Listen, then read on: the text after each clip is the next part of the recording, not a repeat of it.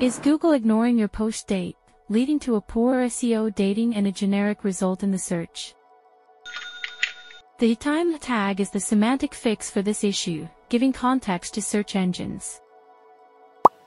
The tag has two parts: the date time, machine, value, and the human readable content, human. Crucially, the date time must be ISO 8601, as seen in this example, October 27, 2025 t 16 hours and 51 minutes C.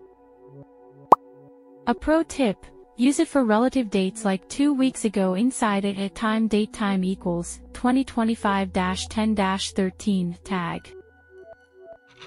Using the time tag correctly leads to better SEO and accessibility for Google and other platforms. Follow and subscribe for more essential web dev tips from Script Data Insights.